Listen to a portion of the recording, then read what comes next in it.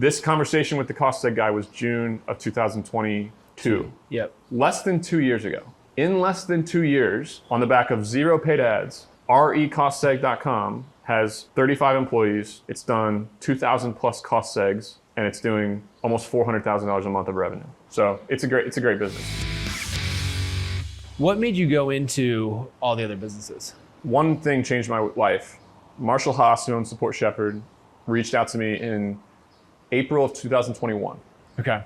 And he said, Nick, I have this business. We recruit Filipino and LATAM talent to work for US companies. You have a US company, you're an influencer, let me get you some talent. And in exchange for me getting you this talent, I want you to talk about my business on the internet. He set up an interview with 3 Filipino employees and my mind exploded. I hired all 3 of them. Since then, I have 200 plus employees. 80% of them are in LATAM and the Philippines. Mm-hmm. Because of that moment, that changed everything for me. And I started talking about Shepherd on Twitter. Mm-hmm. And he said, I'll give you 15% of revenue from that you bring into this business as an affiliate deal. Yep. Talk about it. I did what I do best. I marketed and I pissed off the entire internet by saying, you can find people that will work way better, way harder than American employees for $5 an hour. The internet lost their mind. It got millions of impressions. 3 months later, he was writing me a check for $20,000 a month. Mm-hmm. That's serious money for me. Oh yeah. $20,000 a month for a tweet once every 20, 25, 30 days. A tweet once every 30 days was making me $20,000 a month. And I thought I was the shit. Yeah. And then I looked at what it was doing to his business. When he came to me, he was doing 30 to 50 grand a month in April 2021. 1 year later, of me, I think maybe 9 tweets later, no paid marketing, Shepherd was doing $250,000 a month. Right. And it's 7x in size. The business. That's amazing. And I realized, holy shit, that business is worth 8 or 10 million bucks now. Right.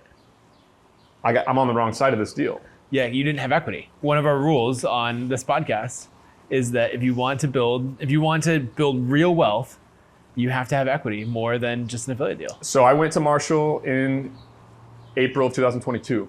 1 year later, and I was like, Marshall, I need equity or I'm going to go start a competitor. Right. I was doing the same for a cost seg guy. I had a cost segregation guy who I was talking about, and his business grew from $300 to $1 million a year of revenue. Yeah. And he was sending me 15 or 20 grand a month. So I was making $800,000, oh no, 500 grand a year, 40 grand a month, 500 grand a year as an affiliate for these 2 businesses. I went to both of them at the same time. Well, Marshall first and said, look, I need equity in this business. And we made a deal where I bought some equity and I was a 15% shareholder in Support Shepherd. Yeah. One really quick thing. A lot of people come into that scenario and they say, I need equity, give me equity. Very adversarial. And then they say the equity should be a gift. Mm-hmm.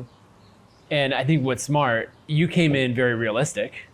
You know, here's all the facts, here's how the business has grown. Here are all of my options, like all cards on the table. Yeah. Like I've realized the value of this. I basically told him, we need to make a deal where I can get some very cheap equity. Yeah. I'm going to write you a small check and I need equity in this business, or I'm going to go start my own. No hard feelings. Your life has changed for the better because of me. Yeah. My life has changed for the better because of you. We will remain friends. Yeah. But I'm going to start this business unless you get me in on this business. But then also coming in and saying, I will buy in. Yeah. I think is really important because it changes the tone of that conversation. Yep. Because it shows that you understand the value of what they own. Yeah. And like it shows a good amount of respect. I had no leverage too. Yeah. Yep. So I like that. Okay, so you did that on the Shepherd side. April of 2022. Okay. And then on the REcostseg side, you had a very similar conversation that went a very different way. I went in and said, hey, I want to own, this was about a year later from the Shepherd deal. Okay. I only owned 15% of Shepherd. I look back on that. I did not own enough of that. That was a big mistake.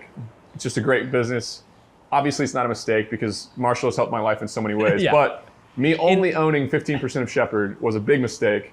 In hindsight, you should have pushed way more chips in. I should have bought more of the business or went and started my own. Right. So I was wiser.